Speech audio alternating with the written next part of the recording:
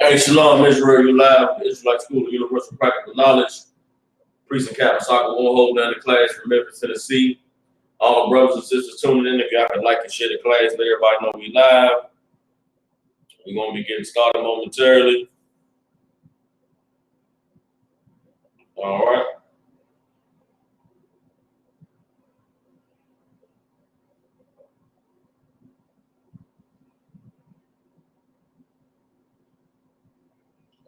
Christ.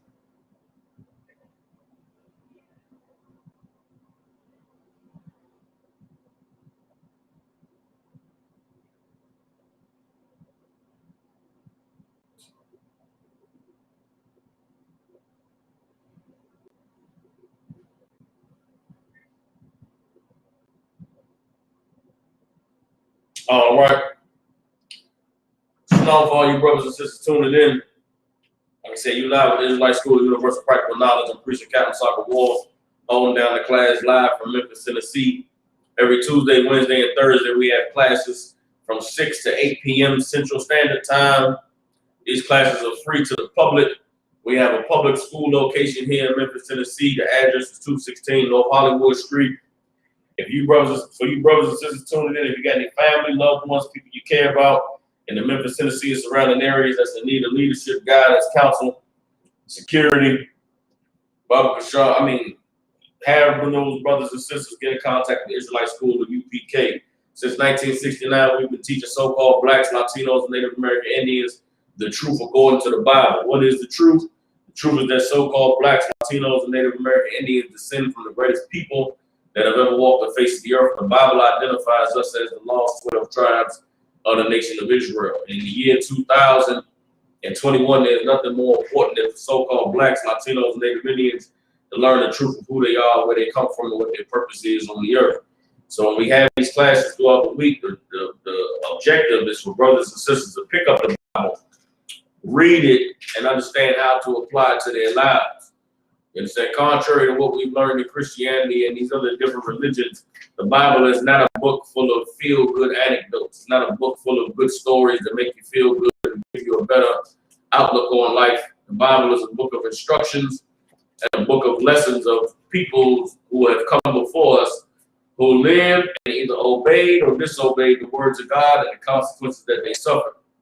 The Bible is written and it was given to us so that we would not have to make the mistakes that the people we read about in the Bible made. You understand?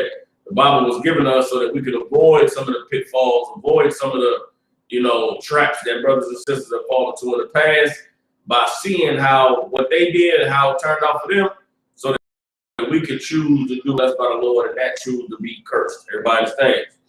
So in 2021, a lot of our people are destroyed. A lot of our people are suffering from those curses or suffering from the punishments of God because we have chosen not to do what he said to do. But for many of us, we never were given a chance to do what he said. We never were given a chance to do what the Lord told us to do because we were never told what the Lord requires. That's the purpose of these classes, to show you what the Lord requires so that you can make an informed decision to serve the Lord or to disobey him and suffer the consequences. So we'd like to start off each class with questions. Now, the topic of tonight's class is discipline is the key to righteousness. We're going to talk about discipline and the role that the role that self-control plays in serving the Lord, particularly in the ISUPK, but also this applies to brothers and sisters outside as well. All right, but before we get into tonight's topic, I always like to start the class off with questions. So if you have questions online, type them in. If you have questions in the room, raise your hand. I see we have a couple questions online, so let me go ahead and get to them. All right, Shamal asked, if I could, sir, can you shoot me a few scriptures about earning and maintaining a good rep? Okay, so the brother's asking is he wants scriptures concerning having a good reputation. All right. All right. Now, the number one thing that you can do to have a good reputation is to be righteous, is to be someone who serves the Lord. Serving the Most High trickles down into other areas of your life that you may think has nothing to do with serving the Most High. Somebody who obeys the Lord, if you learn the discipline that it takes to obey the Most High, then you'll have the discipline that it takes to be professional at your slavery. If you learn the discipline it takes to be brotherly with your brothers and to forgive someone if they offend you, then guess what? You'll learn to be somebody in the streets who is respected for being level-headed, respected for always making decisions and for dealing with people the right way. Righteousness trickles into every aspect of your life. And so if you can learn, if you can gain the discipline it takes to serve the Lord, then that discipline and that righteousness will give you a good name among the people in the people in your community that you interact with. Everybody understands? All right, let me go ahead and get a brother some scriptures on this. Let me get hold on.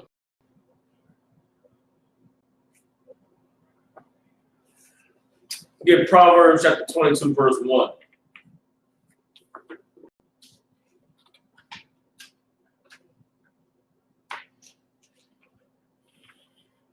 Proverbs chapter 22, verse 1.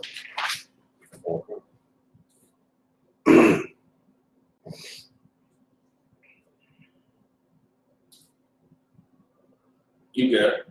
The book of Proverbs, chapter 22, verse 1. A good name is rather to be chosen than great riches. A good name is rather to be chosen than great riches. You understand?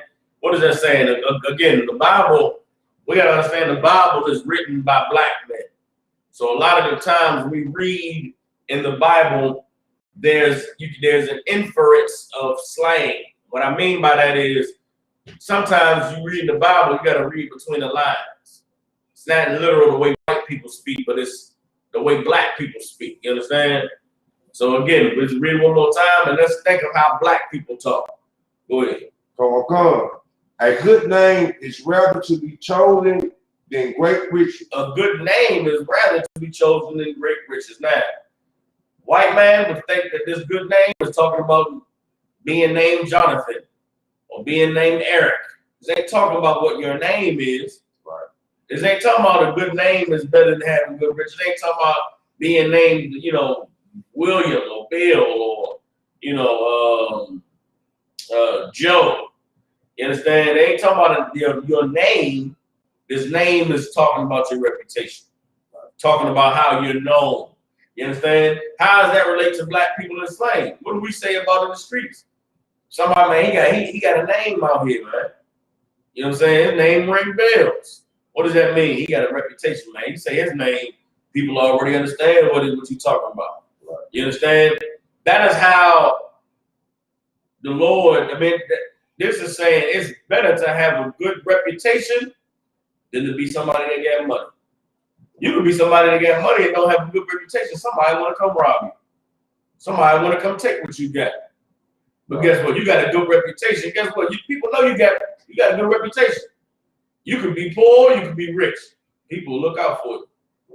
People will have your back. People will protect you. People say, nah, man, Mr. Johnson is a good dude, man. Nobody mess with Mr. Johnson, man.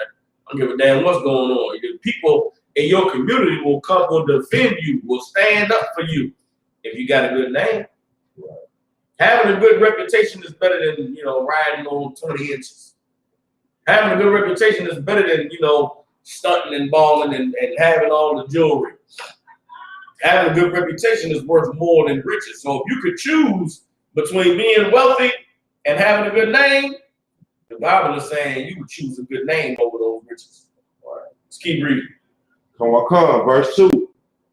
So like, keep me in the middle of verse 1.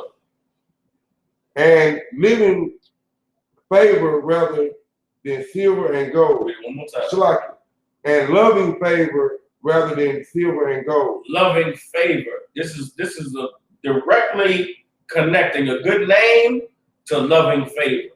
Having a good reputation means what? You're gonna have loving favor, man. People gonna love you, man. They're gonna care about you. They're gonna look out for you. Everybody understands? That is why having a good name is better than having riches, because a good name brings you loving favor. You understand? A lot of times there's a saying that we have in the black community: would you rather be loved or feared? You understand? It is much better to be loved than to be feared. Everybody understands? How do you gain someone's love? Have a good be good to them. Be a brother who shows love. Be a brother who stands in the righteousness of the Most High. Be a brother that is an example of what it should look like when someone gives their life to the Lord. And guess what? You'll have loving favor, man. That's more than riches and gold. Everybody understands? All right, we can drop that. Let's get Ecclesiastes chapter 7, verse 1. It's a scripture that's pretty much in the same vein.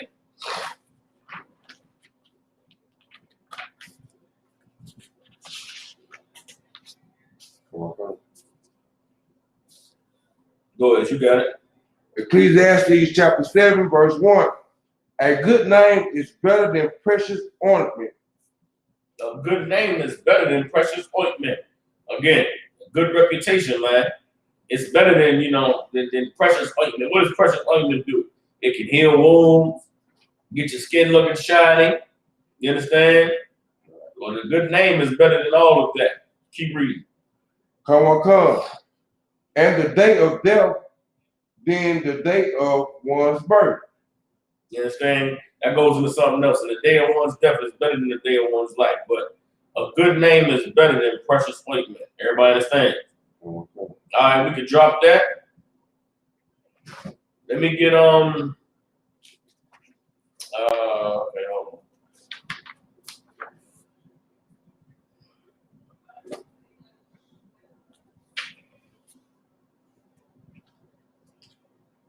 Get Deuteronomy 1 and 13.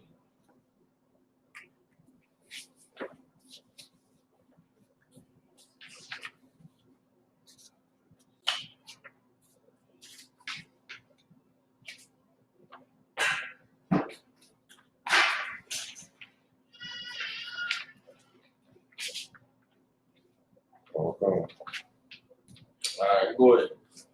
The book of Deuteronomy, chapter 1, verse 13. Take you wise men and understanding and knowing among your tribes, and I will make them rule over you, rulers over you. Everybody understand? This is what the Lord gave Moses instructions, you understand, concerning raising up men to be over the children of Israel. The Lord said to take you wise men and understanding and known among your tribes. What makes a man known among the people? To be wise, man, to be understanding. What makes a man wise? What makes a man understanding? Serving the Lord, being righteous. You understand? The process it takes for a man, the process a man or a woman goes through to become righteous, to serve the Lord, it gives you wisdom, it gives you understanding. To be somebody who knows, to have the discipline to think before you act, or to think before you speak, it makes you wise, man. It makes you understand. It makes you somebody that people say, hey, man, you should go talk to that brother, man. He always be knowing what to say. He always be knowing what to do. You understand? And that comes from having discipline. It comes from being righteous. Even for our people who aren't in the truth, right? There's people we've known in our lives that weren't in the truth. But they had some wisdom about it. They was always slow to speak. They listen, they'd observe, they'd see things. And they'd always be able to give you a word. Hey, man, watch out for this, man. Be careful, man. You see them people you run away, man. I don't trust them, man. You got to watch out, watch yourself. You understand? For all of us, there was somebody in our life that we knew that was, hey, man, you know what's going on. be wise, man. I don't know why. I don't know how, but they be knowing. That comes from what it takes to be righteous. That person may not have been righteous, but they had what it took. They had the patience. They had the, you know what I'm saying, the ability to observe and to think about things, to think things through, or to read between the lines. Another word that the Bible uses is discernment. You understand? Having discernment takes, you can't have discernment unless you have what it takes to be righteous. Meaning, it takes being able to just observe and see things and just hear and pay attention. Discernment ain't magic. Discernment ain't, oh, I got a bad feeling. That bad feeling your mama used to get about your friends wasn't some bad feeling. It was them kids just trifling, baby. I know they mama. I know they ain't got no home training. I know they hungry. I know they starving. Them boys is robbers. Them boys they drug dealers. You don't stay away from them. I don't want you to be like them. It wasn't your mama had some magic feeling, some, ooh, baby, God showing me. It was the kids. I know their family. Right. And all of them is crooks and thieves and liars and stealers, and people want to take advantage of you, baby. I can remember my grandmother, you know what I'm saying, or my mother when I was young, or my uncles. Hey, man, watch that girl, man. This man, I know you think she's pretty, she all on you, man. Be careful, man. Right.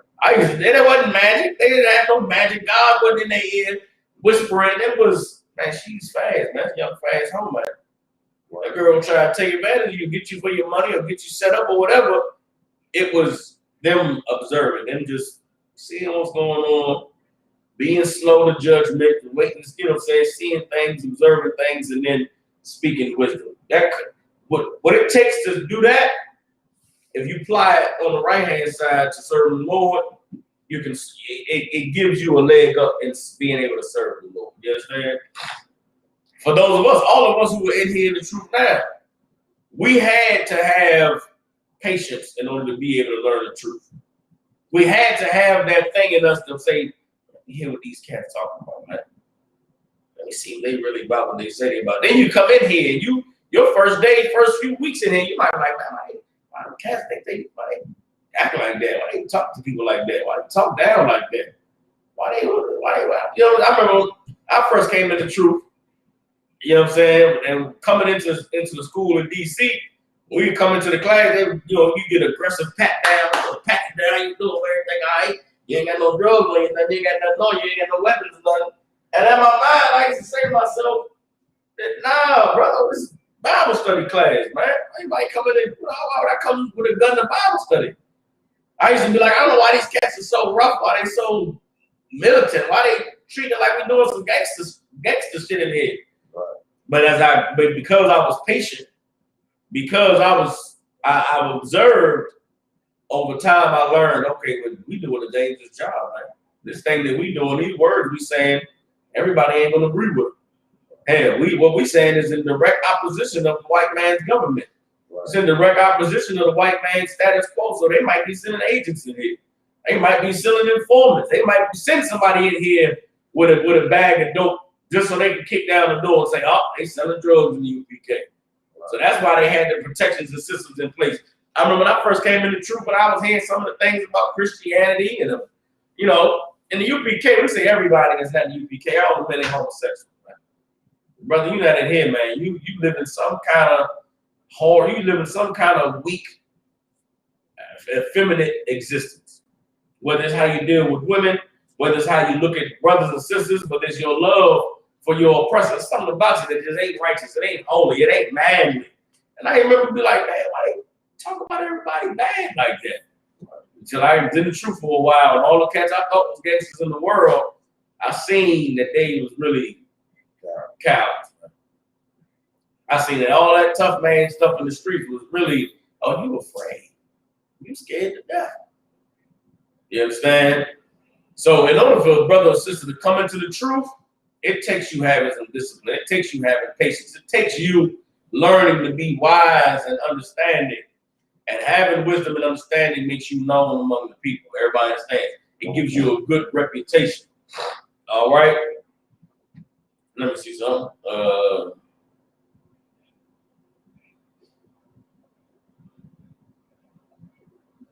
All right, hold on.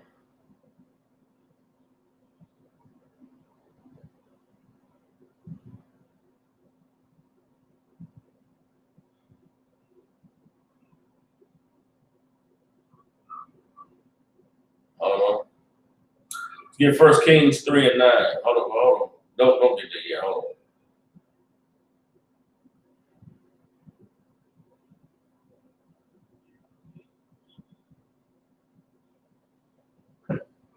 Hold up.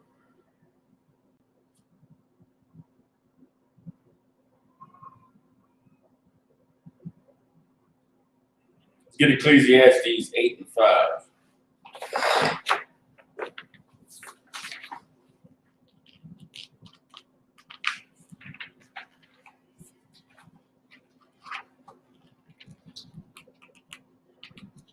Like I get Ecclesiastes 8 and 1. All right.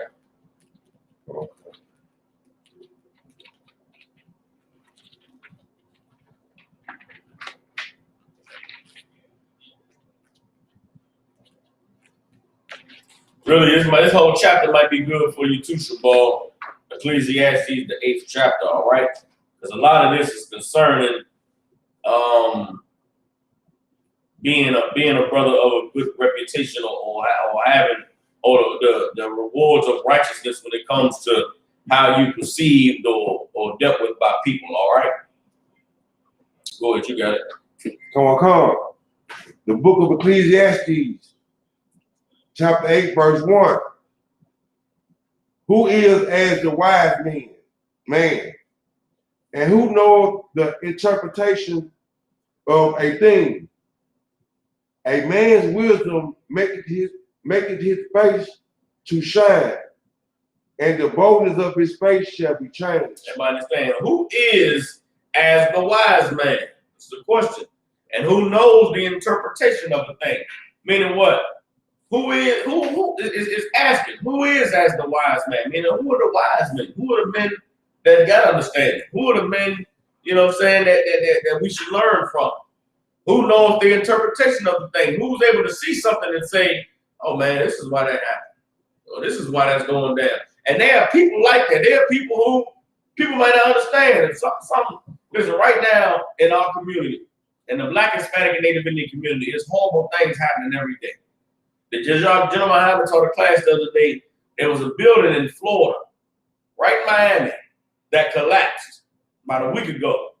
It was just an apartment building. Apartment building with 20, 30 units in it. You understand? Whole building collapsed, killed a bunch of Hispanic brothers and sisters. Right now, for years, they've been giving warnings about this building. They've been putting in complaints talking about how, there was leaking damage all in the building and different things going on. The building, the city enforcement had put fines against the building owner, told him to get this building fixed. He didn't get it fixed, right? The building collapsed, killed a bunch of people. Everybody's saying, oh my God, it's such a tragedy, man. Why would something like this happen? And I heard Gentleman Ivan in the class the other day teach that things like that happen because the Lord is trying to get us to understand how untimely death is. You don't know when your last moment will be. You don't know when your number will be called. You can't predict the building falling. You can't predict. You go to sleep at night, you going to sleep thinking, man, I'm going to get up in the morning and go to work. You're not imagining that the roof is going to collapse and you're going to be crushed under the weight of the goddamn building. But it happens. Why does it happen? A brother like General Muhammad get the interpretation. We see it as a tragedy. It's a horrible thing. And yes, it is a tragedy. It is a horrible thing. But look at how easy you could lose your life. Look at how unimaginable your life could be, the unimaginable ways your life could be taken. And guess what? You could be the person in the next building that collapsed. Your roof could be next. So guess what? Every moment should be a moment that you live in your life for the Lord. Come on with it. We so used to waking up every day. We don't think tomorrow I might not wake up. We don't think that. You understand? So when tragedy strikes, now when a tragedy like what happened in Miami happens, people are at loss for word. They're at a loss for understanding. They think God is cruel. Why would God let something like this happen? This is so horrible. This is such a horrible thing. Right. But a brother like General Muhammad, who got the spirit of the Lord, he'll give you the interpretation. Right. I have a whole new perspective about that building collapsing after hearing General Muhammad speak about it. You understand? I remember being young in the truth and watching Trayvon Martin get the death of Trayvon Martin and the death of Eric Garner and wondering what the hell going on? Why they just kill black people like that? And listening to classes and hearing wise men say, brothers and sisters, you got to understand that if you're not serving the Lord, you ain't got no protection in this place. The Lord, these things are happening because the Lord is trying to get us to understand you ain't serving me, man. That's what's fake. That's what you up against. You up against a nation of people that will just kill you, murder you in the streets for selling Lucy cigarettes. Now, the white man, the devil, for murdering a brother over Lucy cigarettes, yes. But should the brother be selling Lucy cigarettes? No. That brother wasn't selling Lucy cigarettes. The devil wouldn't have been able to even talk to him. Now, the devil's still the devil. He gonna murder, he gonna kill, he gonna destroy. But you could get yourself out of the way of the devil by doing what? Being righteous. By serving the Lord. Everybody understands. You understand? So that's what this is saying. Who knows the interpretation of a thing is who can make us understand these things that we see, these things that happen. I remember being young in UPK and being at the speaking and brothers say, you know what I'm saying? It was a drive-by shooting. Little girl got killed. And then of course, anytime something like that happens, what do we say? Oh man, it's so sad, it's so tragic, it's such a horrible thing. But guess what? That little girl died because y'all niggas on this block is evil as hell. That little girl died because y'all out here selling drugs. You understand? Y'all killing each other. Y'all beefing over bullshit. And the Lord got to wake you up to how evil you are by this little girl dying by a straight bullet. Guess what? Wasn't nobody selling no dope on this block. That little girl when they got shot. Right. When nobody robbing nobody or jumping nobody at a party, this little girl when they got shot. Somebody wasn't sleeping having sex with somebody's woman. This little girl when they get shot. So you want to know how we stop little girls from dying in drive-by shootings? We stop being evil. We stop being wicked. We stop serving the Satan. Y'all want to protect all the little girls. Can't be no drive-bys. How do we stop the drive-bys? We got to stop selling drugs. We got to stop sleeping with each other's women. We got to stop hating each other, being jealous of each other because this nigga got a nice car or because he riding on some rims or because he getting some money.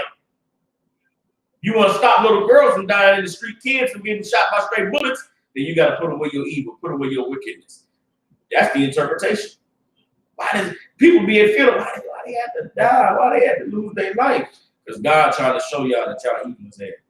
This little life is the consequences of all of your evil. The Lord got fed up with this, with how evil y'all are. You want to honor this little girl's life, you got to put away your sin. You got to put away the drugs. Put down the guns, or at least stop pointing the guns at one another. You understand? And learn to serve the Lord. That's the interpretation of the thing. Everybody understands. Keep reading. Ecclesiastes 8:1. Come on. A man's wisdom. A man's wisdom maketh his face to shine, and the boldness of his face shall be changed. A man's wisdom makes his face to shine, and the boldness of his face shall be changed. What is that talking about? When it says a man's wisdom makes his face to shine, what is that talking about? Come on, y'all. He will be recognized for having wisdom. Okay, you're right. You're right. How does that make his face shine up? Remember, this is black people talking.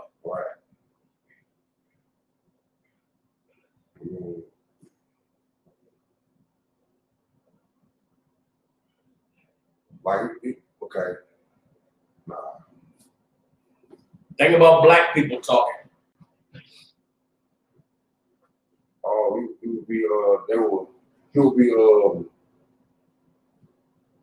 put up. I mean, he'll be raised up to a standard, and he'll be able to. How did that relate? So the brother's saying he'd be put up high, he'd be up on like a standard, but how does that make his face to shine? Just give me the face shining part. It's simple. It's black people. It's real simple. Right. You ever had somebody, you say, man, good to see you, man. He said, man, look at man, I know you around. It's a good day, man. Good to see you, man. You got everything all right? It's like his face shining is like he's a welcome sight. He's something that somebody wants to see. You know what I'm saying? You ever heard of the saying, a sight for sore eyes? Right. You know what I'm saying? It's a sight for sore eyes. When somebody's eyes are sore, they see you, oh man, it's better now. You understand? That's what it means. The Lord, it makes a man's wisdom makes his face to shine. A man's wisdom will make him somebody that people look forward to seeing. Somebody that people are happy to see. You understand? That's what it means to make his face shine, and the boldness of his face shall be changed. Meaning what? The boldness of his face shall be changed is not. This isn't spiritual talk. This isn't talking about nobody's face glowing or your face shining, but it's talking about how when you boldly stand for the truth, for the Lord, people don't see you the same. And they don't, okay. And the boldness of his face shall be changed, meaning when you stand for the Lord, you stand for righteousness, when you stand boldly on something, your face is, people look at you different. They see you different. Your face is changed. Like, I ain't the same cat. Think about how when you was in the world, people saw you one way. Now you come into the truth and people see you another. You know what I'm saying? It's like, come on with it. I get that all the time. You know what I'm saying? Because people know me. Come. And they haven't been around me in a while. So my boldness then was like on some, what you on, who is you, what you doing over there. So now my boldness is like, hey, I can't for doing it, man. Leave that woman alone. Yeah. So I'm still the same bold when it's changed. Yeah. It's not worldly, it's righteous. More righteous. Yeah, and people, they see the difference. They see you differently now. Everybody says. That's what that's talking about when saying the boldness of his face shall be changed. Read on. Come. Verse 2. I counsel thee to keep the king's commandments, and that in regard of the oath of Yahweh. Everybody says, I counsel thee to keep the king's commandment. What is the king's commandment? Being right, following the rules, obeying the law. Right. I counsel you to obey the law, keep the king's commandment, and that in regard of the oath of God. You understand? Meaning what? If you keep the king's commandment, you want to keep these laws of America in the same regard that you keep the laws of God. If you're lawful in America, guess what? You'll be lawful with God. If you can learn the discipline to obey the rules of America, then that discipline that you take to not be a criminal, take it to not be a criminal with God. You understand? Read on. And what comes? Verse 3. Be not hasty to go out of his sight. But it says, be not hasty to go out of his sight. It's talking about the Lord's sight. Be not hasty to go out of the Lord's sight. Meaning what? Don't be in a rush to sin. Don't be in a rush to have God turn his back on you. You understand? Read on. Come. Stand not in an evil thing, for he doeth whatsoever pleases him. Stand not in an evil thing, for he doeth whatsoever pleases him. You understand? Who was he? The evil man. Everybody understand? Read on. Come. Verse 5, it's like verse 4. Where the word of a king is, there is power. And who may say unto him, what doest thou? Doest thou. Doest thou. You understand? Where the word of a king is, there is power. What does that mean? Where there's rules, where there's laws, there's power. Everybody understand? And who may say unto him, what doest thou? Then who gonna question the king? Who gonna question the rules and the laws? Right now, we're in America. White man got all kind of wild laws. Who can question his laws? White man got, you can abort your baby. Who gonna question those laws? Right. A man can marry a man. Who gonna question those laws? You can't stop the power of the white man's legislation and the laws that he passed. Everybody understands. Read on. Verse 5. Whoso keepeth the commandment shall feel no evil thing. Whoever keeps the commandment shall feel no evil thing. You obey the Lord, you ain't gonna feel no evil thing. You obey the laws of the white man, you ain't gonna feel no evil thing. In the UPK, we're not criminals, man. We put our seatbelt on, drive with a driver's license as much as, you know, it's prudent. You understand? We do everything. We don't steal, we don't lie, we ain't passing counterfeit money. You understand? We do everything that's lawful. And guess what? As a result, can't nobody, man or God, question us. You understand? Meaning what? We do what the Lord say to do, we do what the white man say to do. So guess what? Can't no evil spirits deal with us, and can't no evil white man deal with us. Because we doing what the Lord said to do. Everybody understands. Keep reading. Come. And a wise man's heart discerns both time and judgment. A wise man's heart discerns both time and judgment. How could you say that today? A wise man's heart discerns both time and judgment. You understand? Again, that goes back to what I was saying earlier about the patience, about understanding. Something might happen. You don't discern time and judgment. You might think now is the time to get back. Somebody do something but wrong to you. Guess when we was in the world, what do we think? Somebody violated us, disrespected us on sight. We both said at the same time. Right. On sight. When I see that nigga is going down. Right. But goddamn, you might see the nigga at the wrong place at the wrong time. Right. It might that should go down at this club. It might that should go down, you know, and while he with his kids or while you with your kids. There's a time and a place for everything. Right. You understand? A wise man's heart discerns both time and judgment. Right now, we're dealing with our oppressor in this place. You get pulled over by the police, they wrong for pulling you over. You got to discern time and judgment. Right now is not the time, and now is not the place to get judgment on this devil. Right. Now is the time. Yes, sir. No, sir. Here's my ID. Step out the car. May I ask why you asked me to step out the car, sir? Step out the car. No problem, sir. Step out the car. You can search your vehicle. Let them search the vehicle. You understand? Now, at the end of all of that, you righteous, you lawful, you're going to walk away with your life. Hey, you're going to walk away free. Or maybe they lock you up. Maybe they lock you up, take you down to the precinct. There's going to come a time where you're going to get judgment on this devil. You're going to go file a complaint. File a complaint for racial profiling. You're going to get this devil tied up in months of paperwork. You're going to get him demoted. You're going to get him bust down. And it's going to be glory. It's going to be glorious. Right. But you got to discern time and judgment. Somebody do something evil to you. You know it's no longer, it's on sight when I see it. Now it's, hey, bro, let me talk to you for a second. I ain't gonna holler at you about something.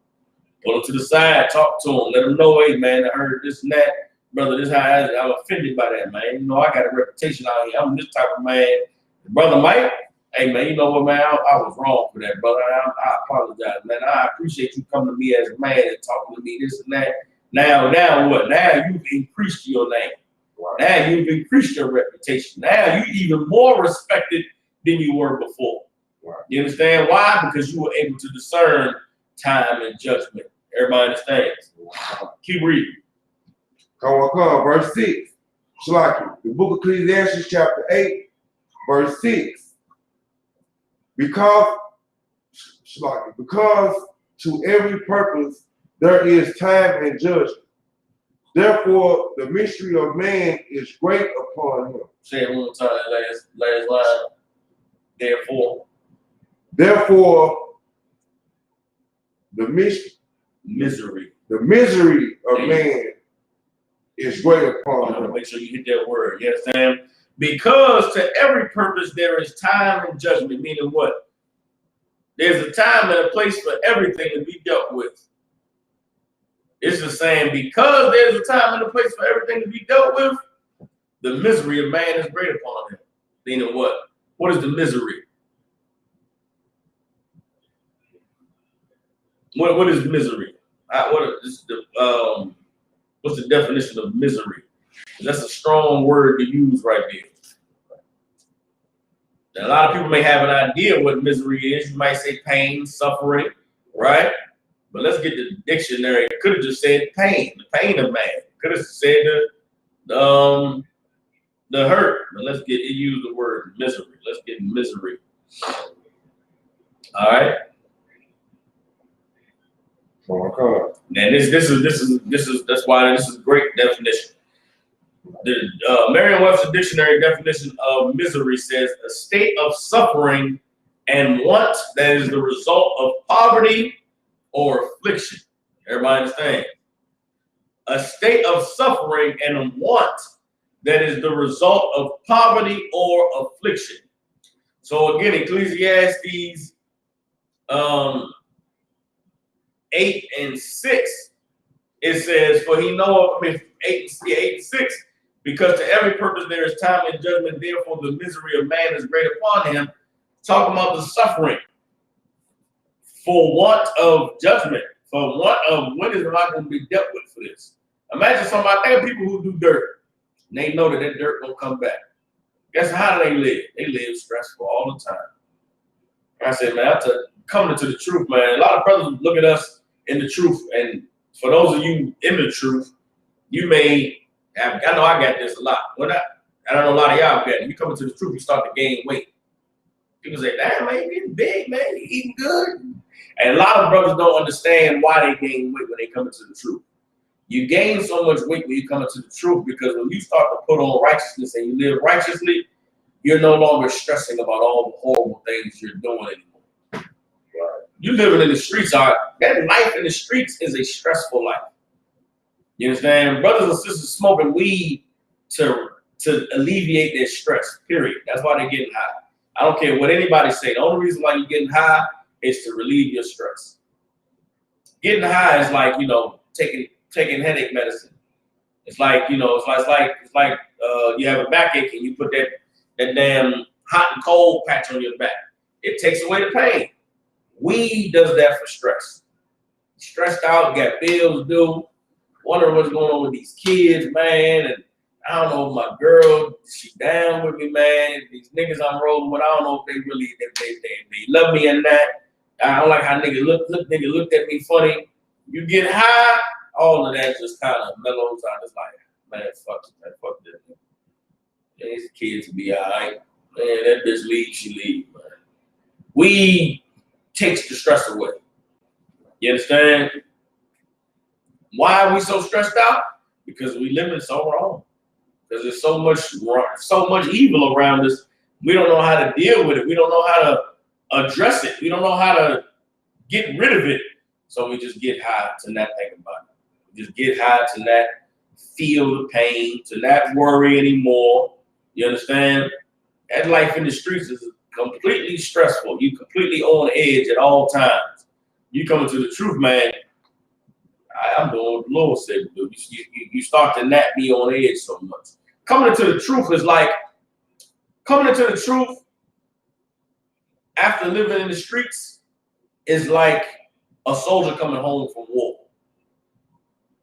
Like soldiers, if you know anybody that's ever was in the military and they were stationed in a active hot zone. I mean, they was over there in Iraq and Afghanistan.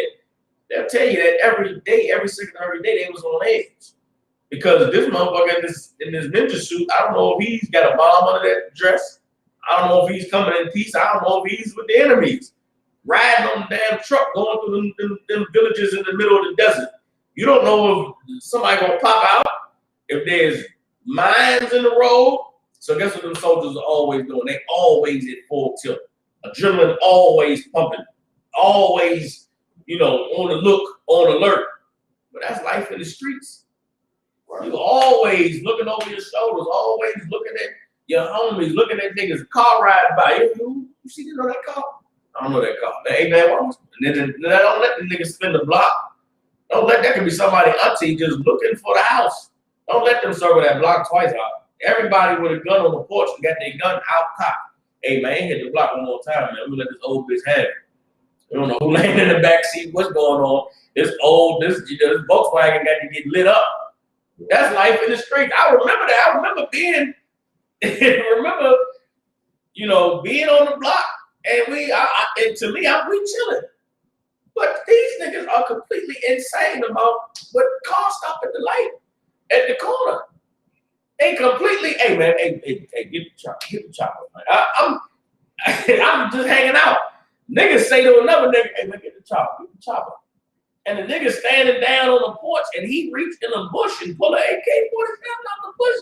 In my mind, I'm like, these niggas insane. What? Why you got the chopper? Why is the chopper in the bush?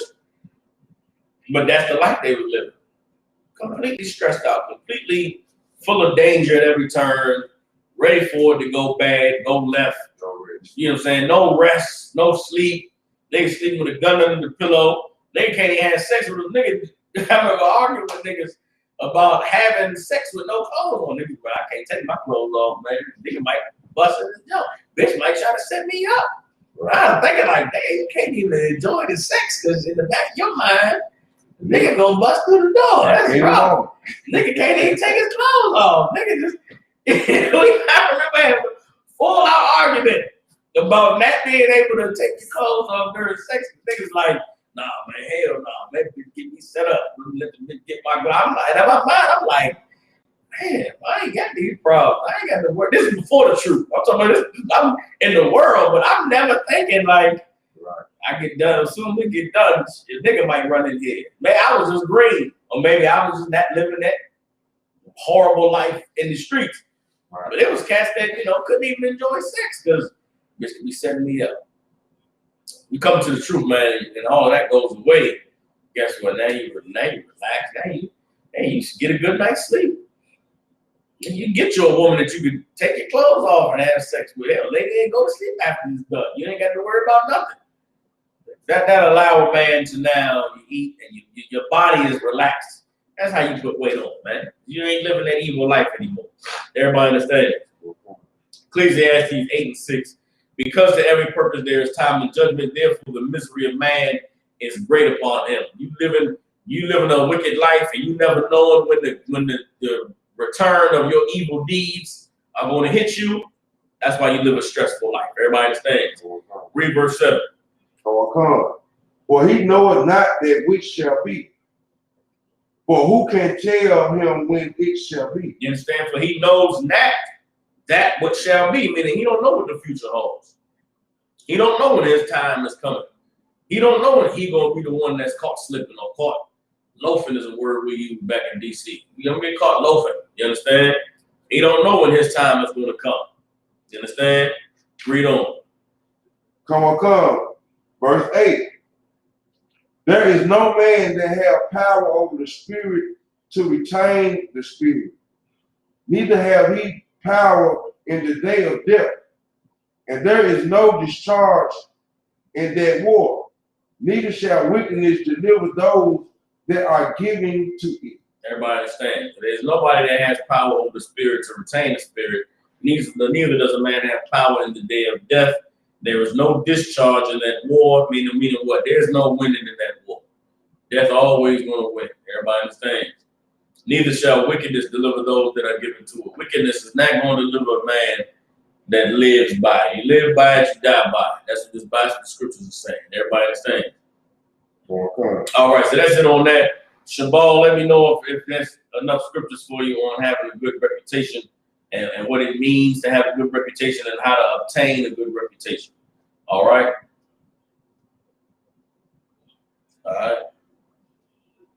Waraka asked a question on 2 Kings 2:23, 24. Let's get 2 Kings 2:23 so we can read the story.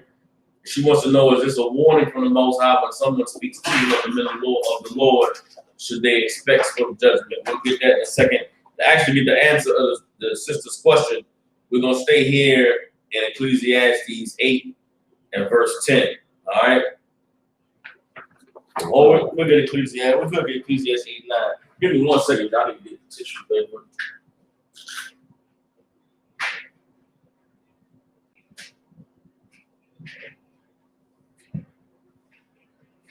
You can start reading.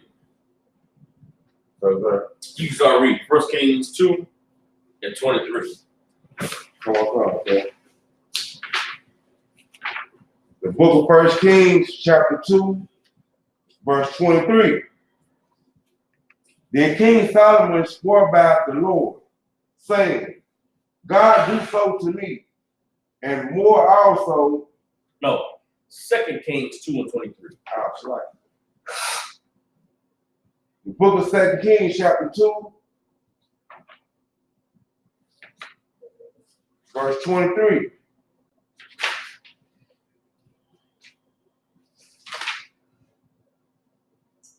And he went up from thence unto Bethel. And as he was going up by the way, there came forth little children out of the city, and marked him and said unto him, Go up, thou bald head, Go up, thou bald head. And he turned back and looked upon them and cursed them in the name of the Lord. And there came forth 2 she-birds out of the wood, and tore 42 children of them.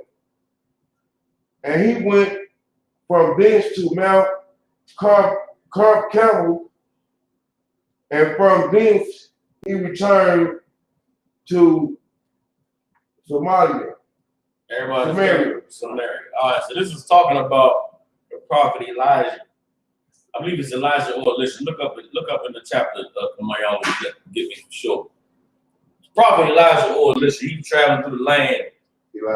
So Elijah was traveling through the land, and as he's traveling through Bethel, some badass, understand when they say bad kids, this ain't talking about, go ahead. It's like they was Elisha. Elisha. The spirit of Elijah who rests on Elisha. Yeah, this is Elisha. So this is Elisha.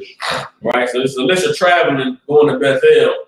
Some kids came out, and when you think the scriptures say kids, you may be thinking 5, 6, 7-year-olds. These is like teenagers. These is young kids. Everybody understand? Okay. These are some badass, badass young adults. That's what this is talking about. This ain't talking about babies. These ain't, 5, 6-year-olds. These are kids who know better. Juvenile delinquents. Juvenile delinquents. That's what these are. These is, teenagers.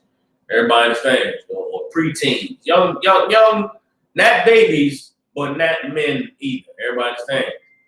They came out messing. They came out messing with Elisha. They seen them walking through. They understand in Israel, being bald was not, it wasn't a shame, but it wasn't, you didn't have the same, having hair was glory. Let me say that. Having hair was glory. Man, that brother locks, man. That man, hair, long hair, don't care. That's how it was in Israel. His brother was bald. They was messing with Elisha, teasing him, making fun of him. Man, this bald ass nigga. They, like kids today. If this was today, this wouldn't be go up thou. The go up thou bald head, go up thou bald head is like, look at this old bum ass bald nigga, man. He walking around crusty ass feet. Look at this old nigga. They messing with him. Old nigga, man, get your hands up out of here, old nigga. What you doing around here, man? Roll out, old nigga. Roll out, old head. Don't be coming through here, nigga. All that doing to you, like they was messing with him, effing with him. You understand? They messed with him. They to the point where he turned and said, "The Lord will destroy you niggas, man, for messing with a priest of the Lord, for messing with his prophet. The Lord will kill you kids." As the curse was, "The Lord will kill you bastards. Kill y'all for effing with me, messing with me. I'm passing through the land. You don't know who you dealing with. You little bastards don't know who you messing with. The Lord will destroy you." And understand this. Go up thou bald head, go up thou bald head was not a small curse, not a small tease. It was a big deal for these kids to be messing with this cat like that. Right. You understand? So you gotta, the Bible gives you, the Bible gives it to you in a line or two. You gotta see the picture. You gotta see, imagine what it was like. You understand? It's not go up down bald head, go up down bald head. It's these kids is teasing this old man. They ragging on him, they joning on him. They, you know what I'm saying? And he's a brother who's not about, he ain't a joking brother. He ain't a brother that plays games with kids. He ain't a brother you brag on. This ain't a cat that you tease or you joan on. This is a cat that you respect, that you acknowledge, and you, hey man, leave him the hell alone. These kids didn't have that for his brother. They didn't have no respect. They didn't have no honor. They didn't have no, reverence for this priest of the Lord. So when they messed with him, he turned and he said, "The Lord gonna kill you little bastards for messing with me. The Lord gonna destroy you. Y'all know who y'all messing with." He said that 2 she-bears came and killed them kids. 42 of them is what the scripture said. The number of scripture gave. 42 kids get killed by these bears. You understand? Why did they get killed? So that it would be known in Israel, don't you mess with the prophet of the Lord. Right. Don't you play with a man who's about the Lord's business. Everybody understand? You understand? So now, what they did was unrighteous. What they did was unlawful. And that's why the Lord killed him. Everybody understands. The sister's question is this a warning to brothers and sisters, you know what I'm saying, about talking bad about the men of the Lord? Should they look for judgment? You understand? The answer is yes and no, meaning you should know that there are consequences. Matter of fact, let me give you a couple scriptures, all right?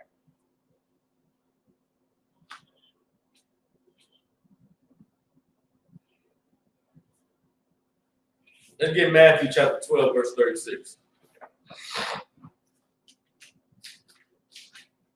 Matthew chapter 12, verse 36, all right? And these kids that was killed by these bears, they learned this the hard way. You understand? Come on with it. So I call the book of Matthew, chapter 12, verse 36.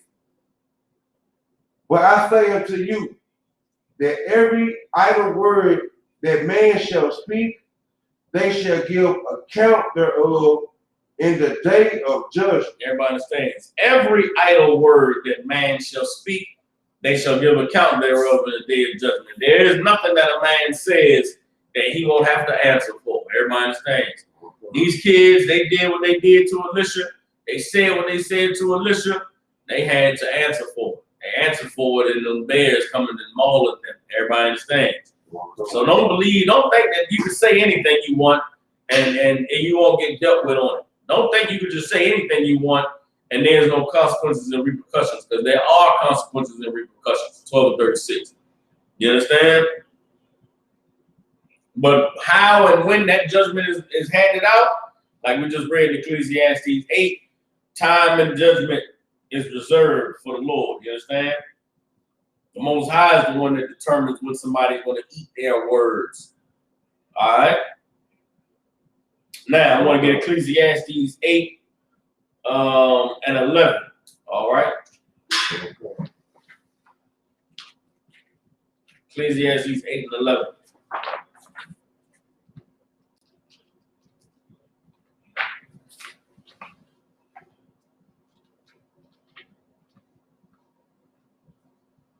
All right, go ahead. The book of Ecclesiastes, chapter 8, verse 11. Because sentence against an evil work is not executed speedily. It says, because sentence against an evil work is not executed speedily. What does that mean? Because the punishment for evil doesn't come quickly. How you say that today? Because sentence against an evil work is not executed speedily. You know what I'm saying? Because evil isn't punished quickly. Read on. Therefore, the heart of the sons of men is fully set in them to do evil. Because punishment for evil doesn't come quickly, men have determined that they're going to live wickedly. Because hey, punishment ain't coming. Nobody know when you're going to be punished. Brothers go out there and hustle, sell dope, knowing that the day gonna come or they're gonna go to jail or they're gonna die. Right. It's inevitable. But guess what? I'm gonna ball out these next 2 summers, man. Right. Do it big these next 2 summers, man. I'm gonna get that thing on inches. Right. Throw that system in there. Right. Throw them tents on there, man. I got the chopper with me, man. I'm doing it big. Right. It reminds me of the song. I'm gonna be fresh as hell at the feds watching. Yeah. I'm gonna be fresh as hell while the feds watching. That's what niggas think. Imagine that. Imagine that. And that they do it knowing it only lasts for a short while. Knowing they're gonna be watching something. Knowing. Nigga on the block, fresh, knowing the fans, they taking pictures, nigga. They see me. Right. Fresh. That's so disgusting. It's so disgusting. You understand? Like, because judgment doesn't come quickly, man is just saying, F it, man. I'm gonna do it. I'm gonna do it big. Right. Get it in. I'm gonna sell all the dope I can. I'm gonna get as much money as I can. You understand? Keep reading. Verse 12. So I'll come, verse 12. Though a sinner do evil 100 times, and his days be prolonged. Though a sinner do evil 100 times, and his days be prolonged, meaning a sinner could sin 100 times and he not die. He not be punished. He that suffer for his sins. Right. Read on. Come. Yet surely I know that it shall be well with them that fear God, which fear before him. He said, yes, surely I know that it shall be well with them that fear God, which fear before him. Meaning what? The sinner, in the end, the sinner is not going to have a better ending than him that fears the Lord.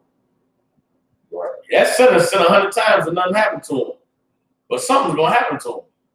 And you that fear the Lord, there's a reward for you fearing the Lord. There's a reward for standing with the Most High. And that's what we all have to understand. We have to know that there is a reward for righteousness. That the Lord, there's a blessing that the Lord has for doing what he said to do. You understand? And if we can dedicate ourselves to doing what the Lord said to do, we can dedicate ourselves to obeying him, then guess what? We don't have to worry about the day that comes to the sinner. You understand? Do me a favor. Slide that over here a little bit. Just a little bit.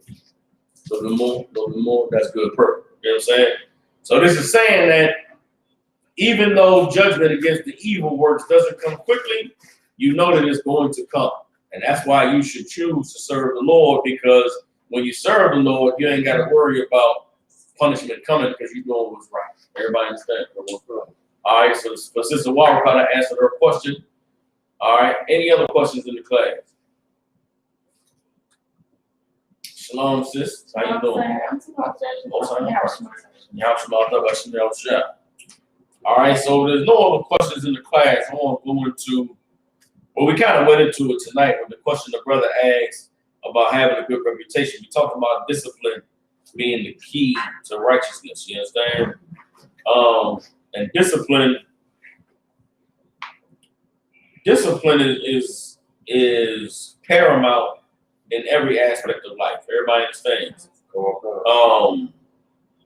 And it is the number one thing that our oppressor wishes that we would not have. You understand? Because without patience, you cannot please the Lord. Everybody understand?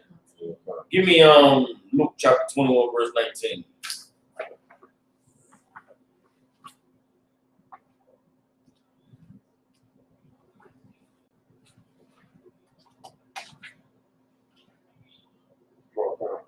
Go ahead.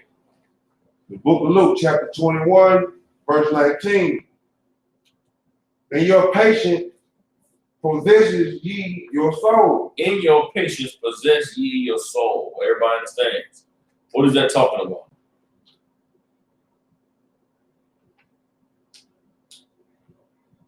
In your patience possess ye your soul.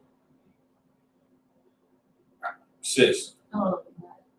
Rushing, we rushing to do something, it can be equal life for them. Yeah, you on it. What you said right. You said that if you rush into things, it can be the difference between life and death. That's correct. But give me a translation. How would we say it today? In patience possess ye your souls. Like when Jeremiah said, "Slow down, Speedy." Yeah, okay, slow down, Speedy. That's the way we would say it. Okay, that's not really driving it home, right? That's not driving it home. Okay. In other words, think things through before you act. You know what I'm saying? That's the point of it. Think things through before you act, but that's not what in patience possess ye your souls. All right. What does it mean to possess ye your soul? What does it mean to possess your soul? To be controlled. Okay, to be in control of it. Sis. To own it. You right. How would we say that? How would we say control your soul today? Or what's a way that we have of saying that things are trying not to give it to you. But there's a saying we have today for possess ye your soul. What is your soul? Let's just give me that. What is your soul? When the Bible speaks of souls, what is it speaking of? Sis? No, not your body. Your mind? Not your mind. Simpler than that. War. Okay? That your spirit gives you what? What does the Bible say about you? What does your spirit do? No. Your spirit makes you alive. So what is your soul? For time's sake, your soul is your life. Right? So in patience possess ye your life. How would we say that today? You possess your life. What's the way we say? What is the way that we tell people today? You possess your life. Your life is in your hands. Your life is in your hands. Okay. Whether you live or die is up to you. See, it's up to you. You hold your life in your own. You hold your life in your hands. Yeah. Okay. In patience, possess ye your soul. Meaning, you hold your life in your hands. Yeah. Patience will determine what you do with your life. Patience will determine whether you hold on to your life or whether you fumble it. You understand? Patience is what dictates how you hold on to your life. That's what this means. In patience, possess ye your souls. You understand? Now, how does a man, what is patience?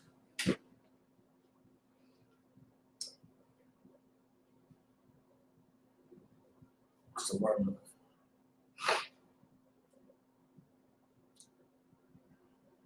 What is a biblical word for patience? What is a spiritual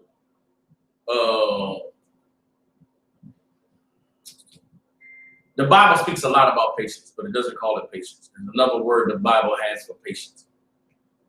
And it's a spiritual attribute. And if you have this attribute, then it is a key to you gaining discipline. So the question is, what is the biblical word for patience? Because the Bible doesn't really use the word patience a lot. Sister Rapal will not get it online.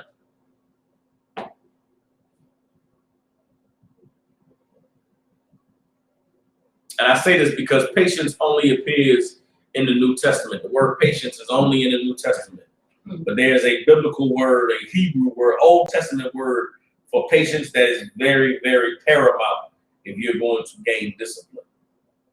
The Bible says it is the Lord's greatest strength.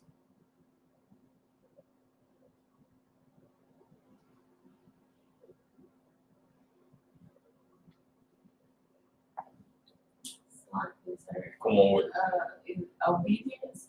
Not obedience. The Lord's greatest strength. The Lord ain't got to be obedient. He created the laws. The Lord is all powerful, all knowing, all everything. The Bible says that the Lord is one thing that is his greatest strength. It says Long suffering. Long suffering. That's patience. Long suffering is patience. You understand? And in order for you to have discipline, you have to be long suffering. You have to be patient. You understand? What does now? Why is that? Why is long suffering why is long suffering the first thing that you have to learn in order to have discipline? Because naturally, everything that we do is a reflex. It's a reaction to something. Naturally, there's danger present. You're going to fight or you're going to flee, right? Fight or flight is what the white man calls it. Naturally, danger, either you're going to run or you're going to go attack the danger, right? That's what animals do. Man. You encounter a dog. You go to the dog. Either the dog going to run or the dog going to attack you. But the dog the dog either going to be scared or he going to not be scared, in which case you better be ready for that dog. Everybody understands? The spiritual thing to do is to be patient, to be long suffering. There's danger. I'm not doing nothing. I'm not running. I'm not attacking. I'm going to observe. I'm going to see what's going on. what is this? I'm going to analyze the situation. I'm going to observe all the different things. I'm gonna be disciplined. You understand? You get a situation with your woman. You know what I'm saying? Y'all, maybe it be an argument. Who knows? Who knows what the situation could be? You find a number in her jeans. Is that even a thing anymore? Do you even write numbers down anymore? The game has changed so much for me. I remember back in the day, man, you got to make sure you didn't have the number in your jeans. You got to remember the number. Remember the day of remembering numbers? Niggas used to memorize numbers. Big Brian used to write a number on your hand. You got to wash your hand. You can remember this number. Now she just unlock your phone. That's it. Who is so and so? And because back in the day, she come. Who is this piece of? Who is Crystal? You had to come up with a story. Oh, well, see, baby, what happened was something. Now she just got the phone. Who's Crystal? You got the. You know what I'm saying? If you're a certain type of man, I'll be asking who Crystal is. You know who Crystal is. You done read everything. Not every man built like that. I'm not, you brother, you got to get to that level. But some of you brothers, you got to be ready to answer. Everybody understand? Let's say this is the reverse. You find a number in your woman's pants, or you go through her phone. You see Craig. Your initial reaction is, look at this bitch, man. Hold on me. You understand? But if you're patient, if you're long-suffering, if you discipline, you'll calm down. You won't be emotional. You won't let your feelings be what dictates how you respond. And that's how you possess your soul. It's the difference between life and death in many situations. And being in the truth, the truth forces you to learn discipline, because without discipline, you cannot be righteous. So the truth forces men and women to learn discipline. The truth forces brothers to be in situations where you have to do the thing that is opposite of what you normally would do. You have to respond in a way that goes against everything that's inside of you. It's how you learn to fight your flesh. Your first instances of fighting your flesh come in the form of discipline. The Lord requires us to have discipline. He gave it to us in our holy days. He gave us a day of atonement to do what? To force you to practice discipline. At no other time in your life you ever practiced resistance. Right.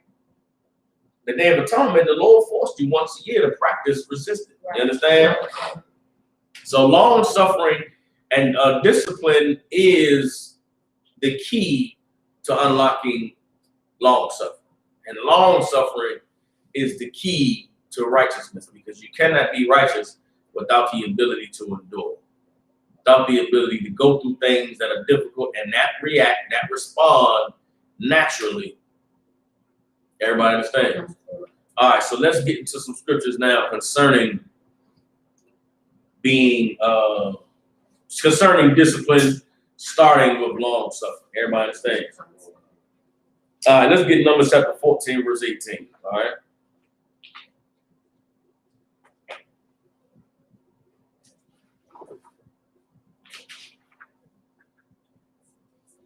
Come on. If I could. You just hand me one. All right. No sweat. Numbers 14 and 18. You got it. The book of Numbers, chapter 14, verse 18. The Lord is long-suffering and of great mercy. The Lord is long-suffering and of great mercy. You understand? Why is it important for us to know this? Because what?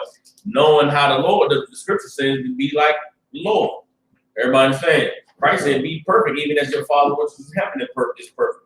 So if the Most High is long-suffering, guess what we have to be? We have to be long-suffering. Go ahead. Okay.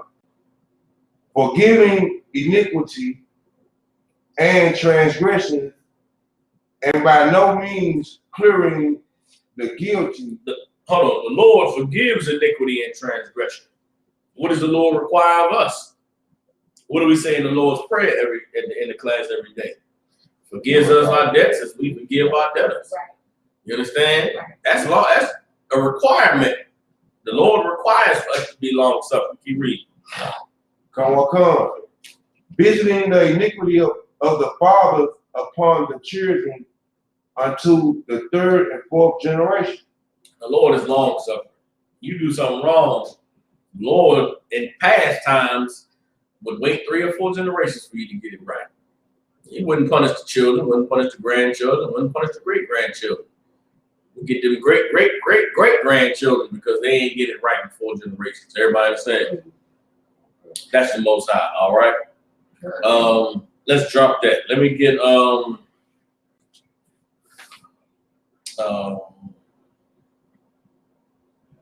we can drop that, all right? Let's go ahead and get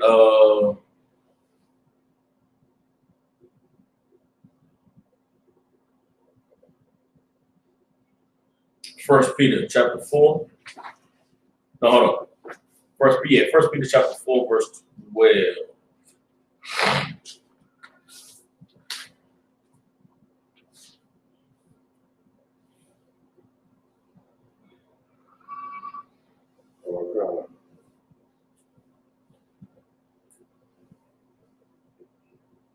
Go ahead, you got it.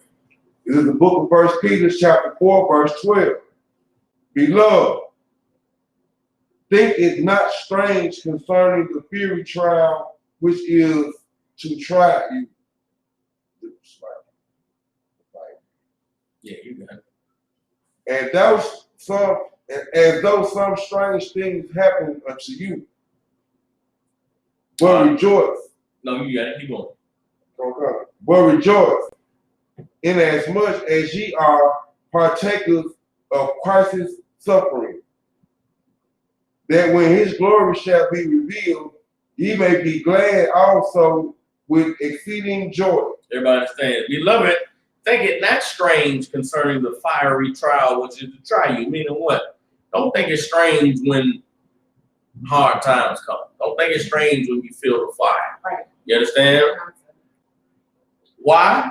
Don't think it's strange concerning the fiery trial which is to try you, as though some strange thing happened to you.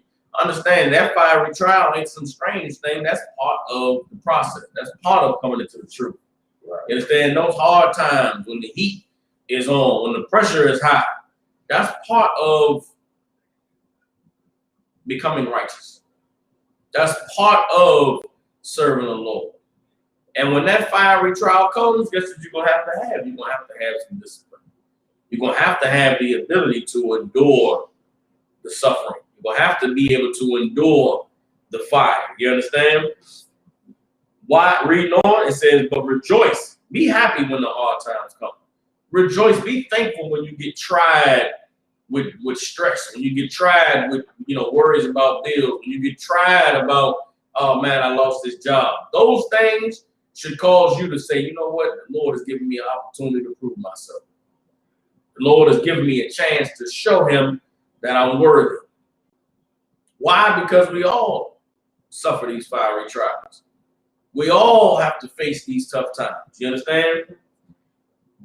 Read on. But rejoice inasmuch as ye are partakers of Christ's sufferings, that when his glory shall be revealed, ye may be glad also with exceeding joy. Meaning, why shouldn't you run at the first sight of danger? Why shouldn't you, oh man, it's getting hot in here, man. I gotta get out of this room. You know what I'm saying? Or why shouldn't you just, oh man, it's too much pressure, man. I gotta gracefully bow out. Because Christ suffered way worse than you. What Christ went through is a million times more than what you went through. You concerned about being broke, or concerned about your credit score going down, or you concerned about this car being repoed, or concerned about losing this apartment, or having to downgrade from a house to an apartment. Have you read the book of Job? Did you see that the man, all his kids was murdered in one day, all the man's wealth was robbed and stolen from him, and all his properties got burnt down. And his wife, she didn't leave him. She cursed her. That's even worse.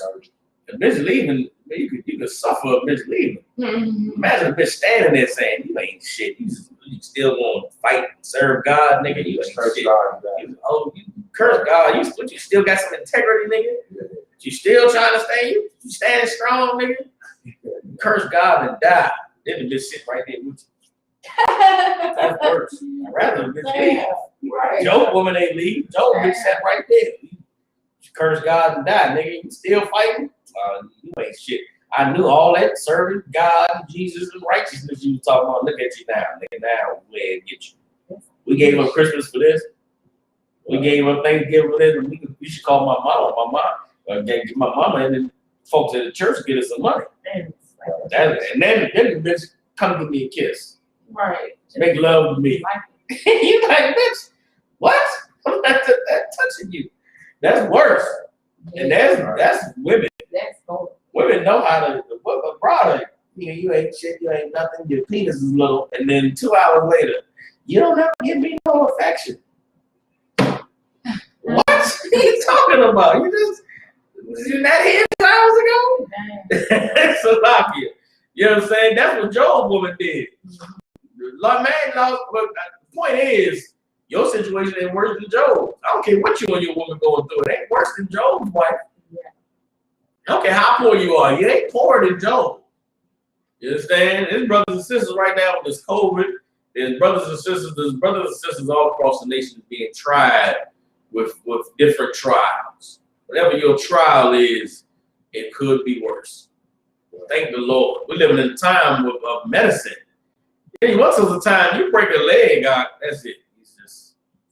That's it. Your life is done. Ain't no more, you better hope you have some sons that's gonna be big in a little bit, because ain't no protecting, ain't no, protection around here. You is broke leg, brother. That leg ain't gonna heal right. You're gonna walk funny for the rest of your life. That's it. Your fighting days, your trash talking days, they done. Nigga, just put your arm old man and sweep your one good leg, and that's it. You on your back. So now what you got to do, you got to be kind to everybody the rest of your life. Because you can't, what you gonna do? Well, now guess what? We live in a day of medicine where you can tear an Achilles, and then 6 months later, you Kevin Durant. You go on the basketball court scoring 41, 45, and 9 rebounds, 7 assists. You understand? You should be thankful for the times we live in. And once was a time when you get, hepatitis. That's it. It's done. Right. Your rod, penis not working no more. That's it's done. You're urinating fire. That's it. Your days are done. Now you go get you a pill. Look, all better. Now you back in the game. You understand? Then once was right now, there's brothers and sisters dealing, high blood pressure, cancer, different things. But there's a system in place now to try and help you heal. Get you some therapy, go see the doctor, get you some medicine. You should be thankful. And when they had that in Job's time, Job had a skin disease, boils all over. Job just suffered with the boils, suffered with all types of sores all over his body. Guess what? Christ died.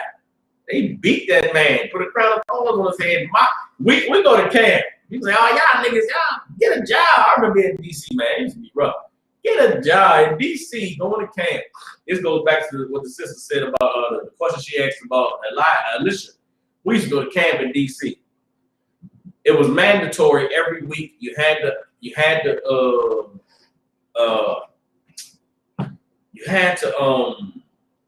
shine your boots. What's the word? Polish. You had to polish your boots every week going to camp. Because God forbid you go to camp with some dusty boots. Them young kids getting off that train would have a field day on your dusty boots. Hey man, look at your man, boots. One time my brother didn't do it. I'm talking about you got me speaking. You hold boats trying to keep a straight face while these kids is talking about their brother's boots. You trying to read, they talking about your boots. You trying to keep a straight face, not laugh, not say nothing, not get mad. They talking about your brother's boots. You had to have your boots shined every week on the camp in D.C. That's it. Your garment had to be fresh. You couldn't have a tear in your shirt. Couldn't have a food stain. None of that. The kids, it was rough. You had to be fresh. Everything had to be locked tight. You don't want to give them any room for anything. You understand? Right. Don't you think that's bad? You think the young kids in camp making fun of your boots is bad? They put a crown of thorns on Christ's head and say, "This is the King of the Jews." Right. This y'all leader, you think it's hard going out there and people saying, get a job, man. I need to get a job, man. Y'all out here yelling, man, go get some money. You think that's bad? Christ ain't have nowhere to live. He ain't have nowhere to go. He ain't have nowhere to lay his head. He was living his life trusting the Lord that brothers and sisters will look out for him. That brothers and sisters will say, hey, brothers, y'all stay here tonight, man. Okay, all right, no problem. You understand? That you ain't suffered nothing. You ain't really went through nothing. You ain't, what you hearing out there in the campaign, man. I remember one day we was out there during the Villanova basketball team had won the college basketball championship. Villanova was not far from Philly. They had a parade downtown Philadelphia right when we speak. We out there speaking. It was a glorious day. We out there speaking and the crowd is out there. And we get to, I'm going to tell the whole story, but at some point the crowd turned against us. And we ended up, the 7 of us was out there against the whole parade. Man, them cats got to throwing chocolate milk on us. They throwing water bottle, orange juice. Fuck y'all niggas, y'all hate white people, this and that. Guess what? After that, we got out of there, all was safe. We was in the van, had our equipment. We was in that van. We was in that van, and we thanked the Most High. Because we was hated out there. We was reproached for Christ's name's sake. And yeah, sure, I think I got the gum, but still got the milk stain on it. But guess what? I ain't get hurt. I ain't bleed. So what am I going to be upset about? What am I going to complain about? What am I going to cry about? You understand? Have some discipline. You understand? Be long-suffering. Go through some things. Why? Because the Lord requires it. Why shouldn't you go through some things? Christ went through some things, and the things he went through was way worse than what you're going through. Everybody understand? The Lord requires for us to have discipline, man. You cannot be righteous without having some discipline. You understand? All right, let me drop that. Let me get man, there's a scripture that was in my mind. Man.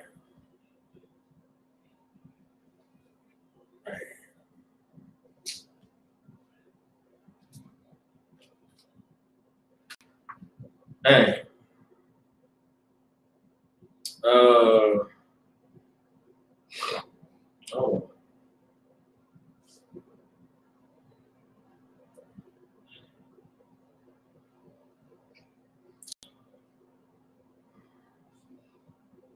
Man, I had a scripture in my mind. I got a ton of scriptures I could go to, but I'm trying not to go to the usual scriptures.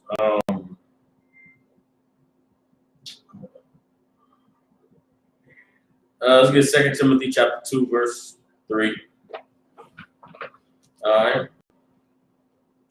Man, I lost my track of mind. Talking about them damn boots in DC, man. Them kids, I'm talking about. Brother made a mistake one time. Went out there with some tore up boots that was not shined up. And I'm talking about you trying to keep a straight face. Hold both. We out there grinning to not show any emotion.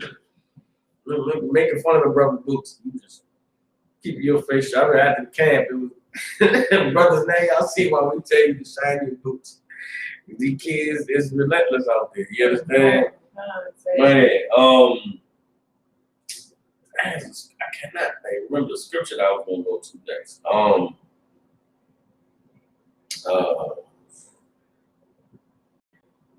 Man, go ahead and read 2 Timothy 2 and 3. Come on, the book of 2 Timothy, chapter 2, verse 3. Thou therefore endure hardness as a good soldier of Yahweh Mashiach. You understand? Thou therefore endure hardness as a good soldier of Christ. You understand? Enduring hardness is what's required to serve the Lord. You understand? And that hardness is all the things that come with being in the truth. That hardness is all the things that would break the average man, would break the normal brothers. And understand this, you come into the truth. You aren't coming into the truth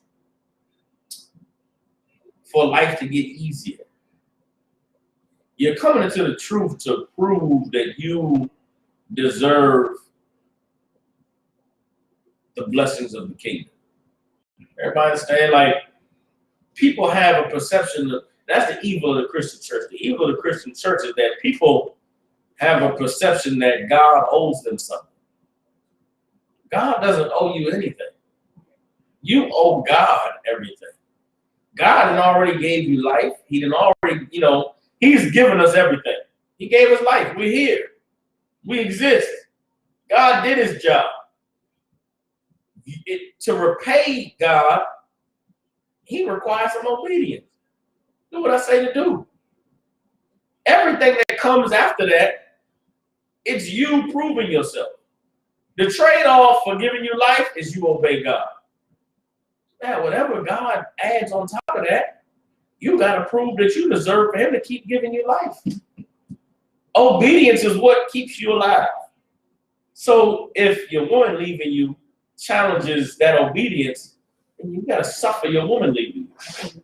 If your kids hate you, then you got to suffer your kids hating you, or you'll lose your life. You understand what I'm saying? Like, we have it backwards. God ain't serving us. We're serving God. So if you recognize that coming into the truth is, I'm proving to God that I deserve what he said he's going to give us. He already gave us life. He ain't got to do nothing else after that. He said, obey me and I'll give you this. You're obeying God to prove that you deserve what he said he would give you. Everything along the way is a test. Everything along the way is a challenge. Everything along the way is, do you have what it takes to get what I said I would give you? So people, when you come to serve the Lord, you should expect for every horrible thing to happen in your life to stop you from obeying. You should expect everything to get in your way. If you was in the world and it was hard, had a hard time with women, man. Women so I can't get no good women. You should come to the truth and expect for all the holes to drop out the sky.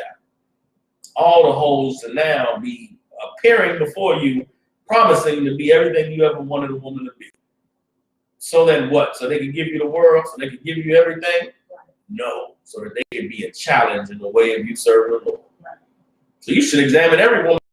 Women, listen, being in the world, I understood why women wanted me when I was in the world. I was fresh, I was fly, I was that nigga, I had money. Listen, why wouldn't she want me? That's my mentality in the world. I'm in the truth now. I have nothing to offer abroad, but some guidance. I have nothing to offer her. The brother held the Bible. I ain't got nothing to offer you, but what God said I'm supposed to give you. Leadership, guidance, protection, security, reassurance. Because I ain't got no money. I ain't all that. I ain't fresh. I ain't fly. You know what I'm saying? I do got a hell of a mouthpiece, though. Conversation 1,000, if I may say so myself, but I don't really got much else to offer you. I am in the UPK, which means I don't smoke. You know what I'm saying? I got good stamina. You know what I'm saying? My back is strong. But other than that, I ain't really got much to give you. You understand? So if a woman is coming to me, throwing herself at me, I'm looking at her like, where the hell is brown what, man? What is this trick of Satan? What is Satan trying to pull on me? So I got to do what? I got to examine. I got to be long-suffering. You got to be long-suffering to make sure this hoe is not a hoe. She's a hoe until proven otherwise. She's a hoe until she just show me that she's not. Because if I just accept every woman that presents herself to me as what she presented herself to be, then I would have a brothel of holes on my hands. And then what is that? What do they come with? A ton of headaches, a ton of problems, a ton of issues, a ton of things that make you not want to serve the Lord, that take your focus off of serving the Lord. Most women don't try to get you to sin, but they take you away from the work of the Lord. And that's worse. They ain't gonna leave you like Job's wife. They're just gonna sit there and say, you don't give me enough attention. You don't give me enough time. Why don't you do this? Why don't you do that? And you're like, bitch, I'm trying to do what the Lord said to do. It just makes it difficult. Everybody understand? Well, guess what? You should expect for all, if you somebody in the world and you smoke a ton of weed, you understand? You come into the truth and you stop smoking, you should expect everybody who used to pop up on this get high with, now they're gonna be knocking on your door with weed. Hey man, I got some new blueberry kush from Arizona out of nowhere. You like, man, that nigga would never, he wouldn't answer my phone when I called. Because he knew I just wanted to smoke with him. Now he called me, talking about that's crazy. You should expect that. You know what I'm saying? You was a cat in the world. You know, dabbled in the crime. You say, man, I'm not gonna be a criminal no more. You should expect for somebody to come to you with a sweet lick. It's so sweet, man. We're gonna get paid. You should expect for it to present itself, because that's Satan trying to. That's the thing that's supposed to stop you from proving yourself to the Lord from presenting itself. And what are you gonna need in order to be able to overcome that? You're gonna need discipline. You understand? You're gonna need to be patient. You need to be long suffering in order to endure what it is that is going to challenge you from getting the kingdom. Everybody understands? All right.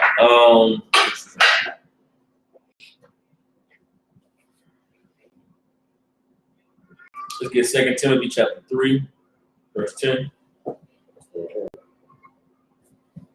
Verse 10. Let's get 2 Timothy chapter 3.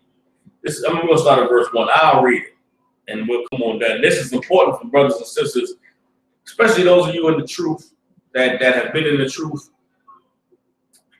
Whether you've been in the truth for a while or you're new in the truth. If you've been in the truth for a while, this is what we're about to read is why brothers and sisters leave the truth, why they don't stand in the truth, right? For you brothers and sisters that's young in the truth, this is a warning for what is going to try and take you out of the truth. Everybody understand? And it's important that right now, these times we're living in, for brothers and sisters to hear the truth, to know the truth, and to leave the truth, it's especially what's the word I'm looking for? It could be shocking, because it's like, how could you leave the truth now? Seeing what's going on in the world, what are you going to? What are you leaving the truth for? What are you going back to? You understand what I'm saying? For somebody to find the truth now and they go back in the world, it's like, the hell? What's wrong with you? They don't have no discipline. They don't understand what it means to be patient. Their life isn't in their hands. Their life they're fumbling it. They don't have a strong grip. Everybody understand? This is what we're going to read about. 2 Timothy chapter 3, verse 1 says, this know also, that in the last days perilous times shall come. What time are we talking about? The last days, right? What do the last days allude to? They allude to Christ coming back. Everybody understand? Verse 2, for men shall be lovers of their own selves, covetous, boasters, proud, blasphemers, disobedient to parents, unthankful, unholy, without natural affection, truce breakers, false accusers, incontinent, fierce, despisers of those that are good, traitors, heady, high-minded, lovers of pleasures more than lovers of God. What are all these things that we just read about? All of these things that we just read about are sins. Everybody understand? Because all this is saying is, for men shall be sinners. They could have summed it up that way. But they wanted to specify the kinds of sin, which really covers everything that it means to be a Christian, everything it means to be an American, everything it means to be a nigger from the hood. That's what this just talked about. Right. In the last days, this would be people. People would be what we just read. Sinners. Everybody understands? Verse 5. Having a form of godliness, but denying the power thereof. From such turn away. What does it mean that the sinners have a form of godliness, but deny the power thereof? What form of godliness do sinners have?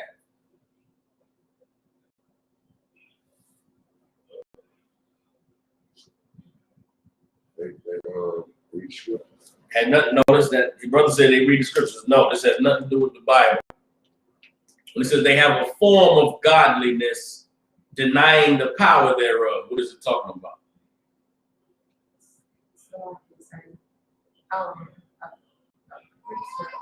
came to my head, like we, by our spirit, like we keep the law, even though we don't keep the law. Because you know what I'm talking about? I'm paraphrasing it, but is that what you're talking about? Is that what you mean? No.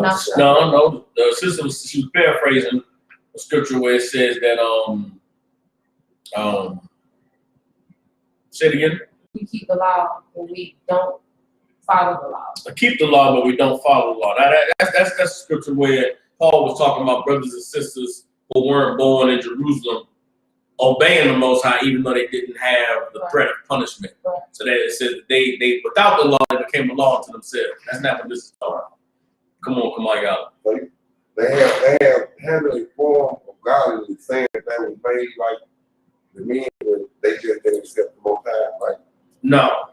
What's godliness in this? What is godliness? What is in this context? Having a form of godliness, right? Okay, when you're righteous, being righteous and having a form of godliness, what does it mean when you have a form of godliness as a righteous man or woman? What does godliness mean? If you're already righteous, what does it mean that you have godliness? So you have power. Power. It's talking about power.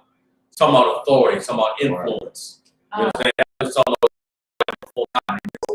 about they have influence. They have power. They can get things done. Right. When you're righteous and you have godliness, you influence other people. Right. You can sway other people to righteousness. It's one thing to be righteous. It's another thing to have a form of godliness. Talking about having power, having authority. You understand?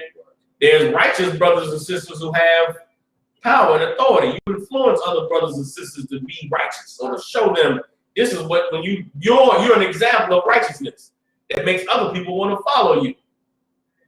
That's having a form of God. When you're righteous and you let your light shine, other people want to be like you. They get that light shines on them and they say, damn, I want to be like him. I want to live like him. Well, guess what? Sinners have that. Sinners have a form of godliness. They have influence. They affect other people. They let their light shine as a sinner, and other people say, man, I want to be like him. I want to shine like him. They have a form of godliness, denying the power thereof. The whore doesn't realize how much of an effect she has on little girls. Right. You could influence these girls to be a good, righteous woman. You influence them to be whores. But then what happens when all the little girls grow up to be whores and we blame the one they looked up to? I ain't influence little girls to be whores. I ain't tell them to do that. Right. The nigga that rap about selling drugs his whole career. Niggas go to jail and go to prison and die behind his rapping. We say, man, you listen to that gangster, that killer music, man. They blame the rapper, say, I ain't nobody wrong. I ain't raising nobody kids. I'm just making music.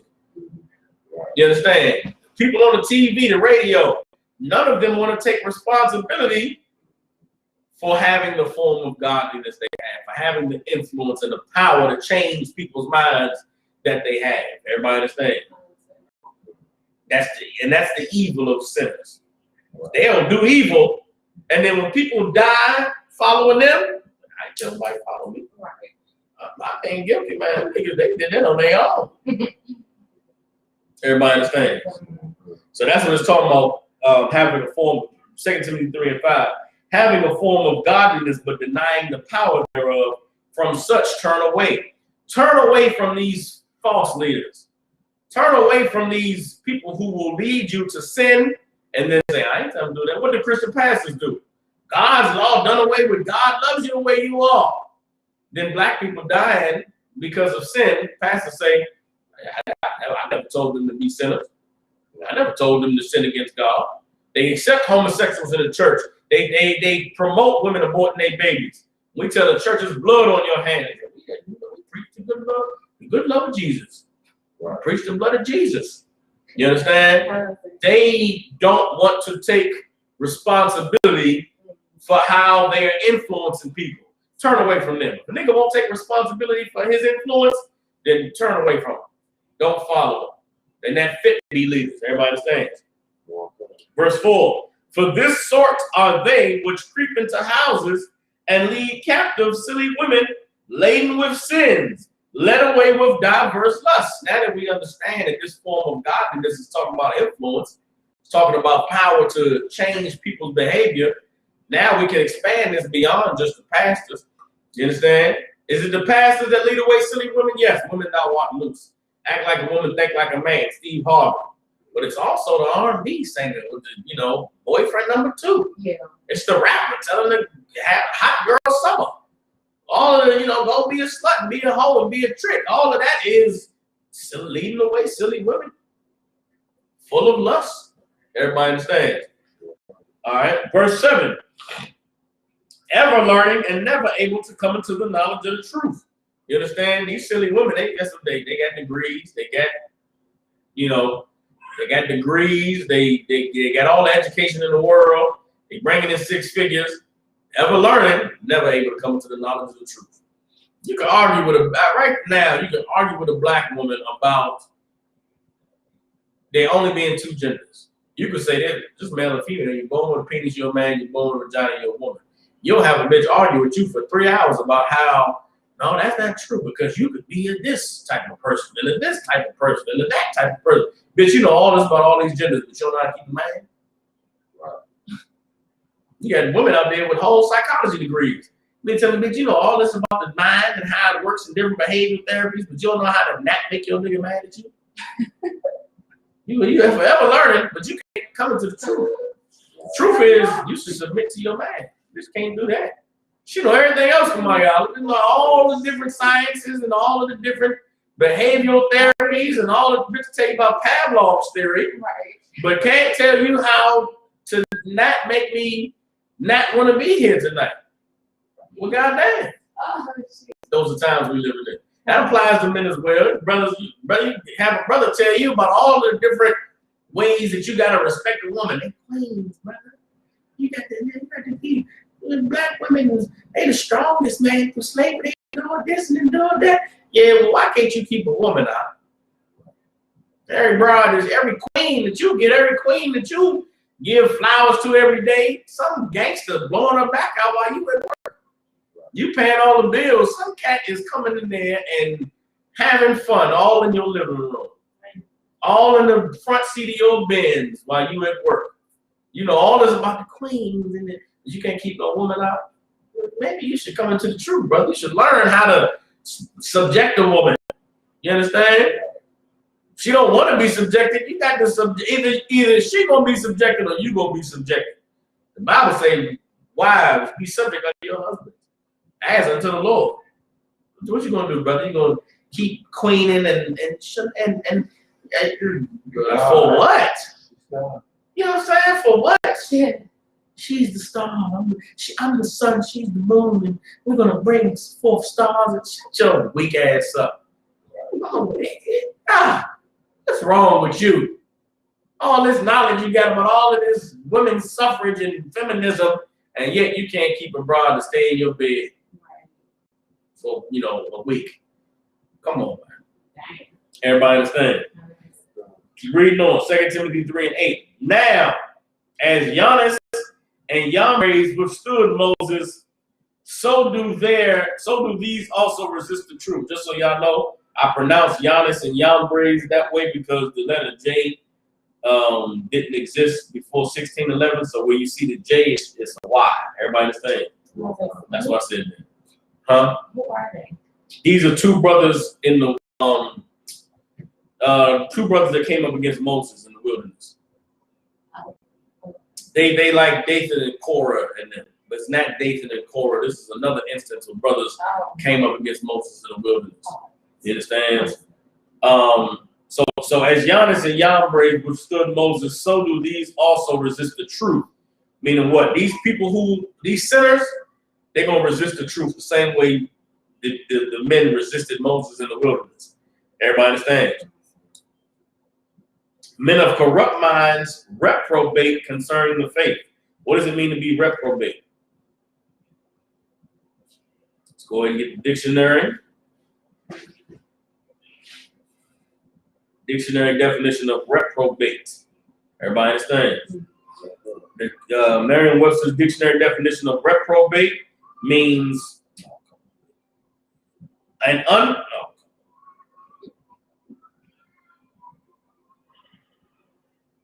it says an unprincipled or depraved person. Everybody understand? As an adjective, it says morally corrupt or foreordained to damn foreordained to damnation. Everybody understand? That's what it means to be reprobate. So they're reprobate concerning the faith, meaning what? They're unprincipled, meaning they're not loyal to the faith. Everybody understand? They're not dedicated to the faith. They're not dedicated to doing what the Lord said to do. They're not loyal to the truth. Everybody understand? Verse 9, for they shall proceed no further, for their folly shall be manifest unto all men, as theirs also was. When it says they shall proceed no further, meaning they're not going to continue in the truth. They're not going to stay in the truth. You understand? For their folly shall be manifest unto all men. What is their folly? Them refusing to be loyal to the truth, refusing to take heed and stand in the doctrine. Everybody understand? And when it says that their folly shall be manifest to all men, as there was, the same way those men who came up against Moses were destroyed in the wilderness, those who turn their back on the truth will be destroyed as well. Everybody understand? All right, verse 10.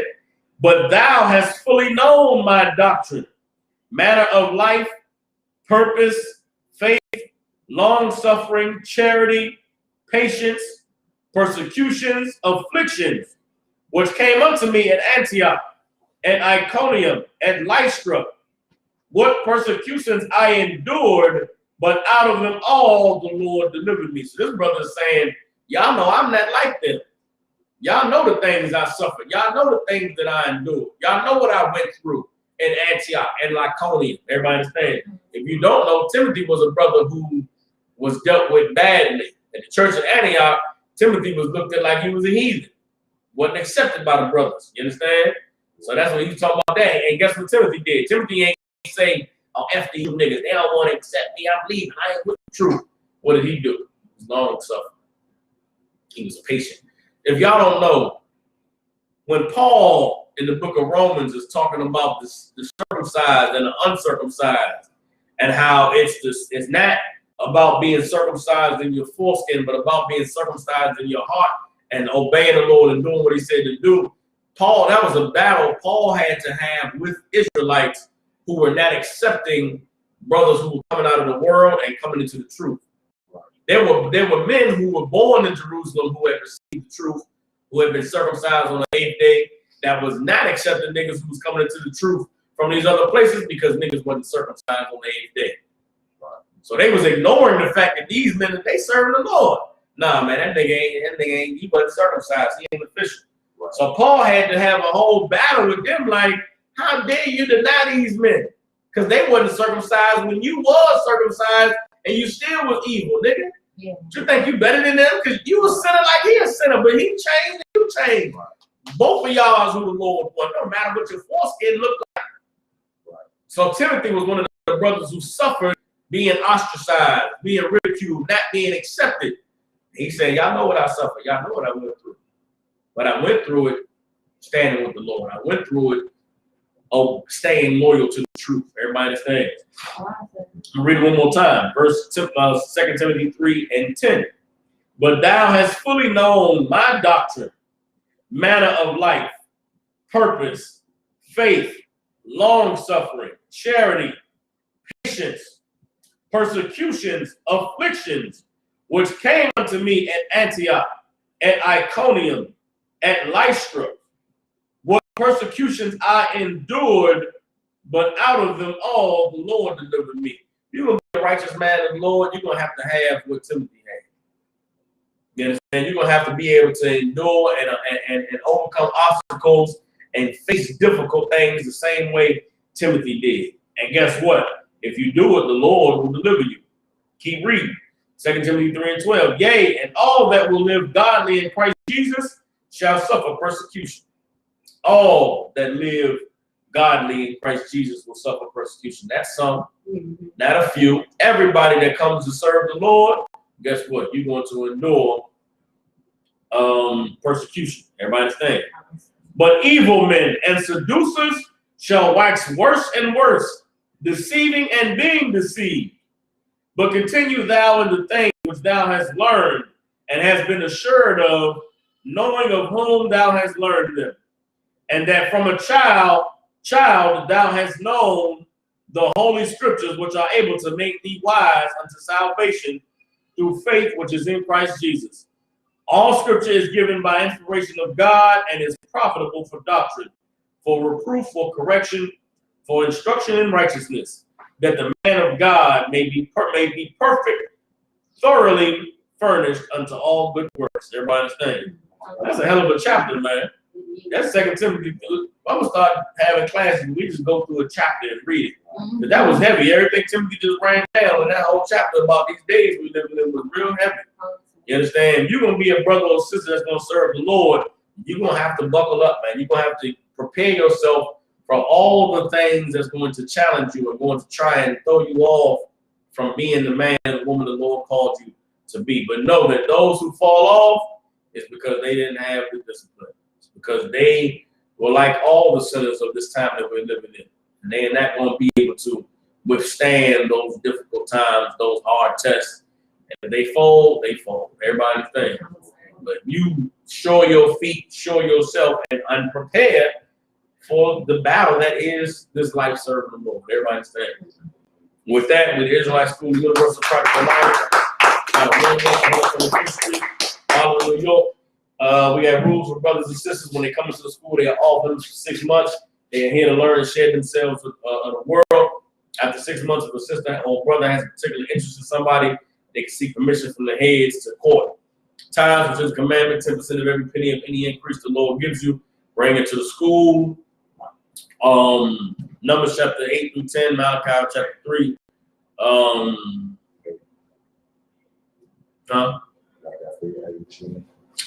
Malachi 3, 8 through 10. All right. Upcoming holy convocations. I forget was we just closed the feast of first fruits. Chicago, the end of July. I believe I want to say it's the 19th through the 23rd. They have the Midwest Fire Weekend. You brothers and sisters able to make it out to Chicago, man. Come give it to your brothers and sisters and enjoy, you know what I'm saying, the brotherhood that we experience under Commander General Yohana at these different events. With that, say brothers are going to be troopers in the school, start wearing all blue, black shirt, boots, pants, headband, and scarf. And with that, I remind you, which means to stand. Through the time, we're just going to set up the Lord's Prayer, all right? All right, so let's go ahead. Upon your hakadam, which means turn and face the east. And we're going to set up the Lord's Prayer, all right? All right, so Hebrew. Abanawa, Shabbat Shemayim, Wadat, Hayah, Shemka, Yahweh, Balak of God, Taba'ah, Ratazayaka, Hayah, Aisha, Ba'aratazah, Kawa, Hayah, Bashemayim, Nathanla now, Lakam, Ka, Yawon, Wasalaka now, Gawabaf now, Kasalak now, Gawabaf you now, Wala'ah, Tabayan now, Walasaya one, Abo, Abashai now, Mayan, Rad, Kaya, Lakam, Amalakwa, Wa'alam, Wahapara, La'aywalamya, Aman. In English, our Father, which art in heaven, hallowed be thy name. Hallowed be thy name. Yahweh, Yahweh, thy kingdom come. thy kingdom come. Thy will be done. Thy will be done. In earth, As it is in heaven. it is in heaven. Give us this day. Give us this day Our daily bread. our daily bread. And forgive us our debts. Forgive us our debts. Right. Give us our debts. Give us our debts. And we forgive our debtors. As we forgive our debtors. And lead us not And lead us not into temptation, into temptation, but deliver us from evil. but deliver us from evil. For thine is the For kingdom, thine is the kingdom, and the power, and the power, and the glory, and the glory, forever. forever. So be it. So be it. Yahweh Matah, and now Saul, which means turn. Men of Israel give one courtesy salute. Amajim Shabbat, Amajim, Barak, Yahweh Hashem, Yahweh Matah, Saul, turn to face the sisters. Give the sisters one courtesy salute. Men of Israel, Amajim Shabbat, Amajim, Barak, Yahweh Hashem, Yahweh Matah, class is